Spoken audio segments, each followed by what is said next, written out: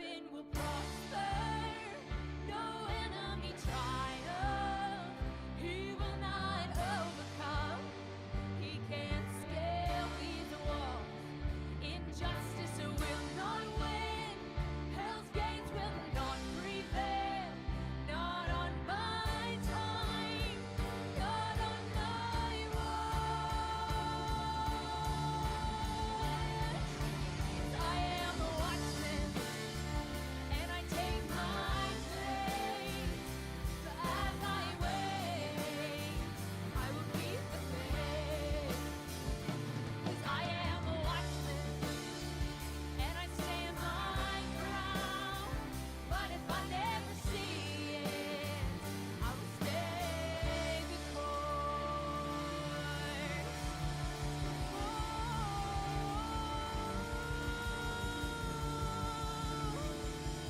I will run the race, I will fight the fight, and I will keep the faith.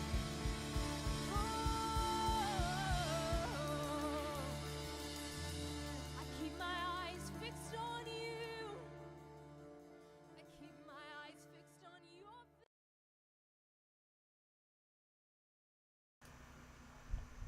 Hello there. Welcome to New Prayer Watch. It is Friday. The weekend is here. Shabbat Shalom. Hope you all had a great week. This is Jacob coming to you from Osaka, Japan. Thanks for tuning in or catching up on the replay, as always. It's July, the first broadcast of July. Yesterday was July 4th. Those of you in America, happy 4th of July. It's getting hot out there, guys. So it's a friendly reminder to stay hydrated. I say that because it's kind of a big deal for me when I moved out here to East Asia, where we don't have central air conditioning like we do back in the South in America. I didn't have good hydrating habits, and so when I first moved here, I didn't drink a lot, as much as I should have, because you're sweating all the time because you can't escape the heat very well. And I started getting chest pains. I was like in my early 20s, right? I started getting these chest pains all the time, and I thought I was having serious problems, like got to go to hospital, see a specialist. But it turns out after some consultations, I wasn't getting enough electrolytes, and I started drinking sports drinks, and that, cleared up all that stuff. And so just a friendly reminder out there, hydrate. It's very important. Okay, today's topic, America, since it was just America's birthday yesterday. America and the future state of the union. That's the topic, the title for today. And I was praying about what to share with you guys today, and I couldn't get America off my mind this week. It's really what I was focused on, and I think you guys could probably understand why. I didn't really dip my toes too much on some of the subjects that I will discuss, some of the topics that I discuss, but I do read up on them. It is a hobby of mine, and I don't know if it's a hobby, it's an interest of mine. So I do read up on them. I don't ignore them and only focus on stuff going out here. I like news and politics and culture and all that sort of stuff all over the world, but especially America. It's my home country. And so it's just, right now is a really pivotal key time. Pastor Tim and Zach, my brother, has also been talking about these topics, and I kind of wanted to throw in my 2 yen, because I'm in Japan, not cents, yen. I'd like to throw my 2 yen into the discussion here, if that's okay. And I also, having, been living outside of America for the most part for the last 10 plus years, last decade, I have the opportunity to talk about these issues with a lot of people from a lot of different cultures, people with different languages even sometimes. So sometimes that affords me different perspectives, and I learn to see things a little bit differently. And so I'm talking about this because it's an important conversation, and as you guys probably know, the discussing this, getting along with people in regards to these topics, very difficult these days. It's very polarizing. A lot of people kind of just not even agree to disagree. They just stop talking to each other. And anyway, we'll get into more of that later. But it's important because, yes, it's America, but what happens in America affects the world. And many people outside of the USA that I talk to they complain about this. Everything that happens in America, y'all are crazy. It affects us. It makes things hard for us. And sorry for that. I'm sorry. I have not shaped. It's not my fault. The geopolitical landscape is the way it is, and you're free to latch your wagon onto Russia or China if America isn't. Not to sound arrogant or anything, but you're free to. I don't see any of these countries, any of these people pushing for that. I have a friend who lives in Australia, and he complains about America all the time. And I was like, well, what if Australia just breaks up, all of the pacts and the agreements, and what are you going to do? Do you want that? Because you complain all the time. And he's like, oh, no, please don't do that. Please don't do that.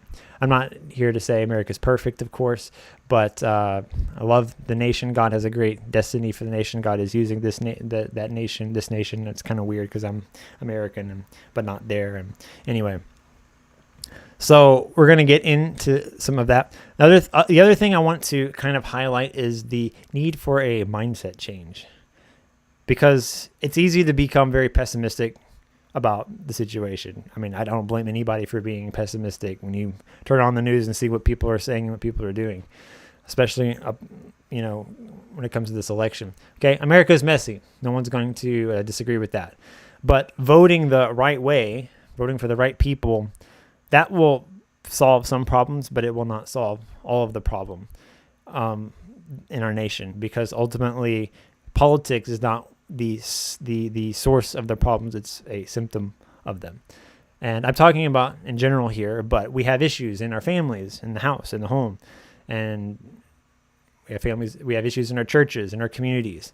And these are the areas that we can directly affect. Yes, we can vote for people to go to Washington, but we can directly affect the culture and the environment where we are at, not so much in a place far away. The culture in America is not well. And again, politicians are a symptom of that problem. They're not the source. Although, of course, electing righteous people will help the situation, but it's not the ultimate solution. Okay, especially when I'm young, I don't know if other people feel this way, but we have this fantasy that if you elect the right leaders, then everything's going to be okay. And maybe that would work. Maybe if we elected righteous, holy people that would always do the right thing, and they weren't corrupt, and they would never lie to you, they'd always make the right decision, maybe that would solve a lot of the problems in our world today. But that's a fantasy. Most of the time, leaders are not good. They are, power corrupts. And even in the Bible, most of the kings that led Israel and Judah when they split later, they were not good men. They were evil men, and majority of them were, and ultimately both of those nations suffered heavy judgment because of those evil leaders. And so we don't want that to happen to America, of course. And that's why we're talking about these issues, why we're praying, and why we are, of course, voting and activating ourselves in these arenas. Another topic that I see coming up a lot, and I'm not discouraging this or criticizing this, but they're saying it's the end times, and this sort of judgment, these sort of bad things have to happen. And to that, I say that only, this is obvious, but only the Lord knows when the real end times are coming, and we don't. Jesus said this very clearly in the Gospels. And, there have been Christians for 2,000 years since the time of Christ. And I'm sure a lot of them thought they were living in the end times because things were bad back then as well. So we have to be careful that we don't become arrogant in thinking that our problems are so bad, and some problems aren't bad. That you can't deny that. But our predecessors, saints behind us, also went through some very hard times as well, and they probably thought it was the end. They probably thought Jesus was coming back or whatever, but we're still here. And so only the Lord knows when all of that's going to come to a head. And until that time arrives, we got to build the wall. We got to take our place, as the song says in the theme song. And we got to be found as good stewards with what the Lord has given us charge of. So I want to talk about some of the things happening in America, but I also want to dive into some of the underlying spiritual and philosophical issues at the heart of what's going on. Because these issues, yes, they are in America, but they also exist all over the world. And so you can address the global culture as well as American culture. And of course, when it comes to these issues, the church needs to be on the ball when we talk about addressing them. Yeah. So disclaimer, For those, I don't know if you know my background. Those of you that don't know, I actually, before I came here in Japan, where I live now, I had a background in journalism and in politics. I worked in a lot of elections, worked for politicians. And so I still even find the news and what's happening kind of exciting. I just like to, see what's going on or whatever. And so when I decided, this is what I was going to discuss today, I had this urge. I'm going to pull up all these videos and pictures and sources and articles to validate all of my points. I have that urge to do that because that's my background, my training, but that's not the purpose of this broadcast. We're here searching for spiritual issues, driving current events, not really talking about politics directly in and of themselves. So please don't take what I say as, like a fact or whatever when it comes to the finer details of what's actually happening, what people actually said. Test anything I say against the actual sources, just like you test theological things against scripture. Excuse me. So 3 things I want to talk about. Sorry, I have something in my throat. Excuse me again. 3 things I want to talk about. Last week's debate and the fallout. I know Pastor Tim addressed that earlier this week, but there's been a little bit more fallout since then. And the second thing is the Supreme Court decision, which will lead into the third point. Who's going to actually be the nominee for president? We know one of them, but the other one, a little question mark. I have my notes here. Got a lot of notes. We're going to try to get through all of this. Okay. The debate. So last week, it was interesting. I mentioned the debate between President Trump and President Biden. And for me, it aired in the morning, afternoon because of the time difference. And so I had just watched it, and then I got on to do this live stream. And so it was fresh in my mind, right? And I was like, I was still processing it and everything. Not a lot of the fallout, not a lot of the criticisms or whatever. All of the opinions hadn't come out quite yet. And so a lot has happened since then. And oh boy, is it crazy. Crazy, I tell you what. But before I get into the two men themselves, got to give credit where credit is due. CNN did a great job moderating this debate. They didn't have any crowds. They muted the mics when it wasn't someone's turn to speak. They had time limits for responses and everything. It was very organized. It was very orderly, and I was very surprised at this because usually it's a circus, right? And there wasn't any of that for the most part. And it was good because it allowed us to be focused on the debate itself, what the candidates were saying, and it was going a little too well. I was kind of freaking out a little bit. I was like, this is really weird. Like, why are they, usually they're very combative, especially with whoever the Republican nominee is, but they weren't pushing back or whatever. So much so that I saw a lot of people on Twitter, a lot of people on the left complaining, CNN, why are you allowing President Trump to lie? And he never pushed back on the things that he said so much. Only, if he didn't actually directly answer a question, sometimes he goes and talks about something else. But they were mad at CNN. They were like, and I'm like, wait a minute, you're mad at the news actually doing their jobs, being an objective media outlet, not a propaganda machine? Because that's what they were doing. I got to give credit to what they were doing. But at the same time, I was wondering, is there an agenda happening here? And maybe there is. But what we did see was we saw a breakdown in the propaganda that the White House has been pushing, in that President Biden is mentally capable and he's up for another 4 years of being the leader of America. And I don't think many people think that right now. A lot of people didn't think that prior to, but now a lot of people definitely don't think, especially people who donate lots of money to him in order for him to win elections. And so it's very hard for people on that side of the aisle to criticize and call for the leader of their party to step down and be replaced with somebody else. But when you have this very nice, clean debate where everybody can see what's reality and no one can question it, then those questions can come up and we can discuss if there needs to be a change. And so, but that's how propaganda works, and that's how you got to expose it sometimes. So I don't know if that was a direct intentional thing that they did. I don't have any evidence for that, but that seems to be what the result is. So how did the two candidates do? I don't know if you guys watched it or you probably saw clips of it. There were some very interesting clips to be had from this debate. President Biden wasn't all there. You probably have seen some of these clips, but he was shifting between, sometimes he'd be there, he'd be aware, and he'd respond to, the questions or to President Trump. But then he'd, give canned responses. He clearly rehearsed these responses to certain topics.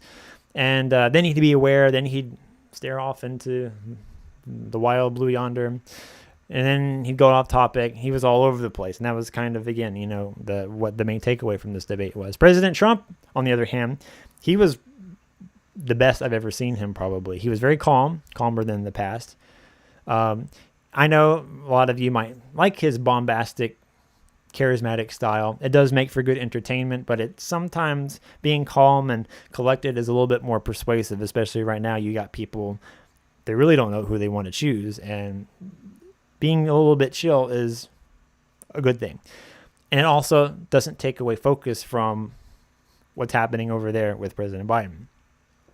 And the main criticism I heard of President Trump was just that everything he said was a lie. I didn't really, no one gives specific. They just say he's a liar. And it's really interesting to hear politicians say that everything you say is a lie, everything I say is the truth. That's a very general, exaggerated statement. And it's just, I'm not going to get into fact checking. I'm not attacking or defending anything. I just want to comment on the state of political discourse and why it's a reflection of a problem we have in American society and world society as well. So, like, President Trump is not a lawyer. I think everyone knows that. He's a businessman. He's an entertainer. And he's not trained in the art of spinning the truth the way lawyers and seasoned politicians are, like President Biden, for example. So I give him kind of some slack when I don't know if he's intentionally making stuff up. I don't know if I don't know. Like, is he exaggerating? Is he misremembering? I don't know. I can't judge the heart of men. That's not my job. But I give him slack because he is a businessman. He's good at selling things. He's good at entertaining people. That is his skill. He doesn't have the training that politicians have. These people lie for a living, okay? Like, you have to, honestly, you have to. If you want to be a successful politician, unfortunately, you have to be dishonest. And it's just how it is. And I'm not saying this person dishonest, that person dishonest. I'm just talking about the general state of politics today. When I worked on elections, we had meetings about this where something would happen or our opponent would say something, and we'd have a meeting, and the campaign manager would say, how can we spin this? And then we'd take whatever happened and write a narrative that benefits us, and we'd make a commercial or release a press release accordingly. And that's one of the reasons I kind of bowed out of that world, because I didn't like that. I didn't like having to do that. But that's just, it is what it is. And it is this way because people do not care about the truth. People have very short attention spans, and politicians have very little time, an opportunity to actually convince people of things. And so they got to say short, easy things to remember that, stick in your ear. Sound bites, we call them. Okay. And again, this is a problem with the culture. It's not just a problem with politics, and we elect honest people and it'll go away. That's not going to happen. It is an issue with the culture that the people don't care about the actual truth, and that the people don't have the patience to seek out what the truth is. And we need to be people that seek truth, especially those of us in the church. We need to be people that seek truth, and the church needs to address this. And that's one of the reasons, like, we talk about these sorts of things on these broadcasts. We have hours and hours of time to talk about them throughout the week, and even in services and such, because they need to be talked about and they need to be discussed. We need to have a discussion about these things, what's actually happening. And so when it comes to like a debate or even, an interview on the news or something, telling the truth is very difficult in politics. Things are complicated. Sometimes the truth of an answer to some question, it might take 10 minutes to competently explain. But you only have 30 seconds or 2 minutes, like in this debate. 2 minutes was like the max, I think. to explain the whole truth. And so you have to leave some details out. You have to summarize, maybe even exaggerate in order to get your point across. And no matter what you do, the other person can accuse you of lying because you didn't say everything. You didn't have a chance to. There's no way you can. And if a debate was 5 hours long, maybe we could get a better picture of some of the responses to what we're talking about, what the topic at hand. But people don't have 5 hours to sit around and watch and listen.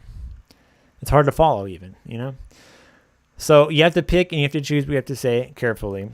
These guys also, both President Biden and President Trump, they are not experts in economics and all of these issues they write policy for and they represent policy for. They are figureheads. They usually are charismatic. They are representative of some machine, some organization where they choose the staffers and such. They choose experts. They have experts working for them that remember all of the stats and they can create the policy accordingly. But they aren't the experts themselves. And so I don't expect them to remember all of the statistics and all of the results of whatever their policies do or don't do. And so it's kind of silly to call someone a liar for that. Just in general. I'm not talking about anything specific here. But the ultimate problem that I have seen with this debate is after the debate, President Biden and his side, they send out their talking points, and their talking point is that President Biden is the guy that speaks the truth, and the other guy is the liar. And that's what they've been saying. And the problem with that is especially in politics, if someone has to plead with you that I'm telling the truth and the other person is not, that's a little suspicious because the truth should speak for itself. You shouldn't have to say, I am the honest one. He is not. Because people should indirectly know that, right? And so when I watch this debate, they always accuse each other. You said this and you said that. And President Biden said, he said President Trump did this and that and the other. He said this and that and the other. Things that happened many, many, many years ago that have been debunked. Things that have been taken out of context and twisted and spun. And they've been saying it for so many years, they probably believe it's actually true now, You say, that's what they say. You say a lie long enough, people begin to believe it. And so that is basically my take on the debate. Very interesting right now. And I'll get to this in my third point here. But one of the fallout is who's going to be the nominee. And it's up in the air. But before we get to that, something else that happened in the meantime, I've never seen anything like this. The Supreme Court ruling on immunity for presidents doing official acts. The Supreme Court, you probably have seen this. Pastor Tim, I addressed this earlier this week. Here's my take on it. Because when it came out, again, it was like morning here. That means everybody in America was asleep. And so there was this decision came out and there was no analysis on it, except for the few people late at night freaking out about, they thought that President Trump now had the power to assassinate people willy-nilly, which isn't true. And a lot of this panic came from Justice Sotomayor's dissent. Very wild dissent. I've never read anything like it. I didn't read the whole thing, but just some clips that were in some analysis articles. But basically, she implied that a president could just assassinate people. They could send the Navy SEALs after them. And again, this isn't true at all. But people were losing their minds. And I was having a hard time finding conservative opinions, on the other perspective of why this isn't true. Basically, long story short, if you haven't been following this topic, President Trump there's a lawsuit against him for what happened in the 2020 election. And there's a kind of a weak case against him that has been brought, and it came before the Supreme Court. The Supreme Court did not rule on it. The leader of the Supreme Court is a minimalist. He doesn't want to rock the boat too much. And so the court ruled that President Trump is immune for official acts that he does, but for unofficial acts, that's a question mark. We're going to send it back to the lower courts. They're going to hash that out. That is probably going to come back to the Supreme Court later, maybe next year or the year after. Things move quite slow over there. Okay. But the thing is, the main objective of this this lawsuit, of course, is to make sure no one is above the law. It is lawfare against President Trump, which they've been engaging in since 2017, because you got to win. That's the only way they can really defeat him right now. And they're afraid that they can't beat him in the election, and it doesn't, looking at the polls and such, doesn't look like they will be able to, regardless of who their nominee is. And so they are willing to self-inflict themselves with wounds right now in this moment just to win, because that is their mindset right now. Their mindset is only on the present. They are not focused on the consequences that are going to happen in the future or the precedents that they set today. And what do I mean by that?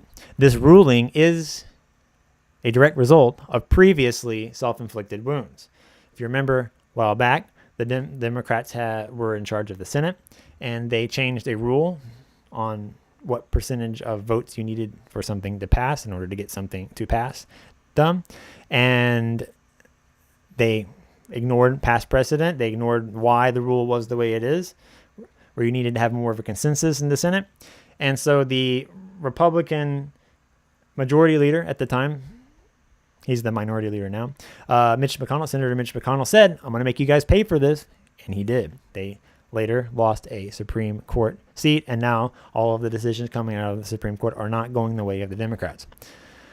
So what do they want to do? They want to pack the court or impeach justices. Whatever they could get away with, they probably will do. And so here's the problem. If they succeed with these plans, which I doubt they will, this will come back to bite them. If you start impeaching the justices you don't like, well, once the other side comes to power, they'll impeach the justices they don't like.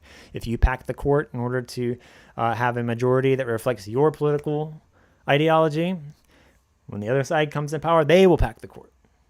And eventually, you're going to have to keep adding, and you're going to have to keep impeaching, and it's just going to be chaos. And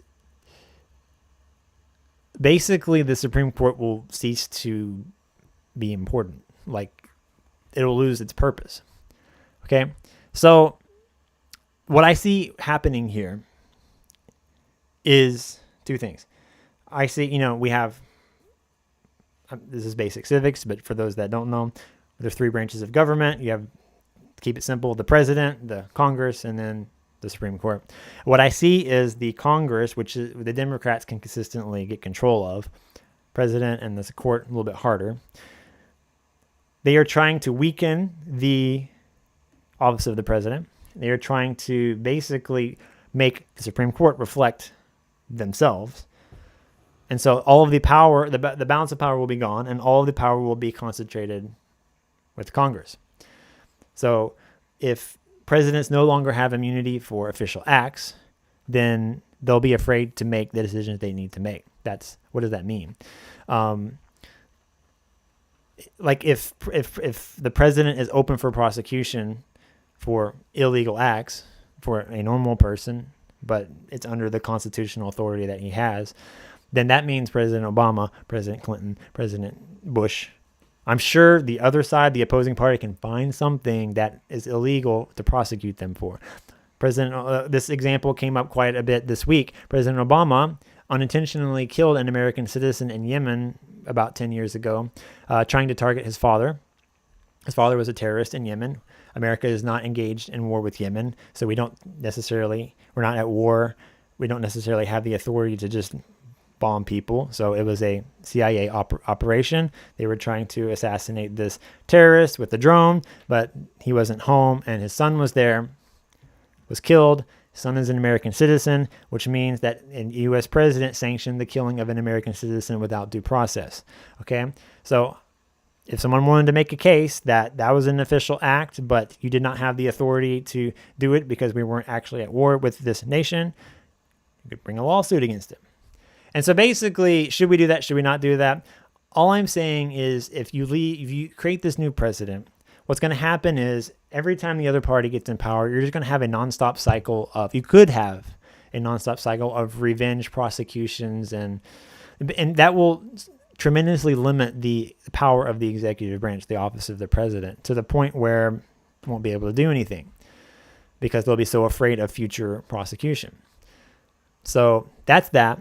And then, of course, if we keep fuddling up with the Supreme Court, basically what happens is the Supreme Court becomes a little mini Congress, a mini legislature that just reflects what the Congress wants. And at that point, if the Supreme Court is not free to do what they need to do, interpret the law, and they just reflect the ideology of whoever's in Congress, there's no point to having a Supreme Court. You might as well just get rid of it and do what the Congress says. Okay? Thankfully, I mean, this isn't how our system is designed, but thankfully our founding fathers of America, they were massive political and history nerds. Most politicians today probably don't know half or a quarter of the history or knowledge that they have had. So our founding fathers created a system that protects itself from this kind of abuse. They were pretty smart, and God bless them with good brains. I wish our politicians would also be so blessed. But that leads us to the big question.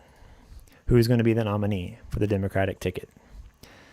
The irony of the Democratic Party right now is that they are supposed to be the party of the people. A lot of their policy is utilitarian, which, it's geared towards helping the group rather than the individual. It's all about the welfare of the group, sometimes at the expense of the individual.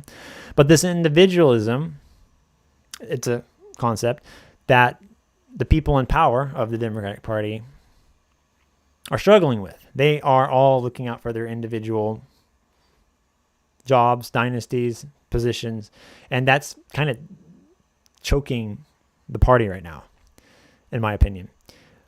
Things are a bit they're spiraling out of control. They have been for a while, but they're spiraling out of control. They're not focused on the future. They're not raising up a new generation of leaders. Well, the ones that they are raising up are kind of way out there, and no way they're going to go into the center of the middle of the aisle enough to be elected president. But they're not raising up leaders that can actually win. And you have a bunch of old people right now. They're at the end of their tenure, and there really isn't any future because, again, they're not really focused on the future. They're focused on the now right now, right? And so right now, of course, the leader is President Biden, who's in and out of it right now. He's old. He needs to retire. He needs to live out the remaining of his years in peace. And but of course his family stepping in saying no. His wife is, and now his son, Hunter Biden, he's a famous guy. You hear him in the news all the time. Controversial figure. He's apparently coming into the White House trying to help get things under control, which is funny because a big argument against President Trump right now is that he is a convicted felon. And so we're going to bring my son, who's also a convicted felon, in to help with our campaign against this guy. Seems a little inconsistent there, if you ask me. So the Biden family doesn't, I mean, you're in charge of the greatest, strongest country in the history of mankind. People don't just walk away from that for the sake of their party. That's not how, these people have ambition. They're not going to just simply do that. But if that were to happen, which it looks like it will, President Kamala Harris will become the nominee, and she is not popular with her own party. She couldn't even win her primary when she was running for president herself. And the polls say that she has no chance of beating President Trump. So kind of hard to get donations from donors if, when things are looking that dire. And so what we are seeing is I saw a report that a lot of the donations are moving away from the presidency and going down ballot to the Senate and other places in order to mitigate against a victory from President Trump, which looks very, very likely now. But this is, again, what I've been saying. They're focused on the current moment right now. They're focused on themselves, individual. And that reflects their policy. That reflects their decisions. And I'm not here to pick on them. Like, they're impulsive. They can be emotional. And that's what guides them to make some of the decisions they do. It's easy to pick on them, but I'm not here to pick on them. I'm here, again, to highlight a big issue here, because that is how a lot of people in America, I'm guilty of that too. Honestly, I'm not throwing stones. I have that issue as well. Sometimes I'm not thinking about the future and focusing on now too much. And that is not how we in the kingdom should be thinking. This is a reflection of many people in America, where we live in this society that's instant gratification. We have a problem, we can fix it with whatever right now. Take a pill, call this person, problem is solved. And it's hard to problem solve long-term big problems when you are conditioned to be like this. Okay? We need to have ways of thinking that reflect in the kingdom, that reflect in Scripture. Planning for the future is a big thing. Recognizing that consequences have actions. There's a lot of policy, especially social policy from the left today, that ignores this concept. Okay?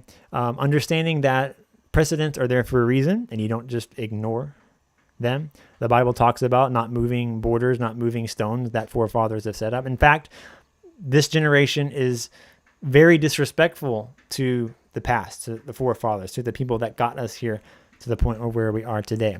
And so if you don't, this saying is said so much, it's a bit cliche at this point. But if you don't learn from the past, the mistakes of the past, you're doomed to repeat those mistakes. And so we should build upon what our forefathers have started. We shouldn't tear it down and start it all over. Otherwise, we will never actually progress, which is something kind of ironic, thinking that this side of the aisle is called progressive. Okay. We have to get along with our brothers and sisters. We seek peace. We seek shalom with them. Psalms 133 talks all about that. And of course, we need to have politicians and parties promoting these ideas. And we start by having these ideas being promoted in church. The church needs to address these ideas in our families, in our communities, and then you take steps, and you go on from there. So in closing, I was reminded of something that I read a long time ago, 20 plus years ago, in a book by a guy you may have heard of. His name is Rick Joyner. Rick Joyner, he's a pastor or a leader, I should say. He's an apostle from Morning Star Ministries. And he wrote a book. I was a kid when I read this, so I hope I got this right. There's a book called The Final Quest. Maybe you've heard of it. And I remember as a young boy reading this book, there's a scene where the protagonist sees like an army of darkness, like there was a final battle and an army of demons. And I remember he described this army, because this was like a prophetic vision, right? This army, they hated each other, the individual members of the army. But it said that the only thing that kept them from destroying each other was their hatred for God, for Jesus, for the good guys, right? And that's a picture of what we don't need to be, what we humans do not need to be. When we are united, especially when we're in the kingdom and we're a church, we cannot hate each other and allow ourselves to tear each other apart.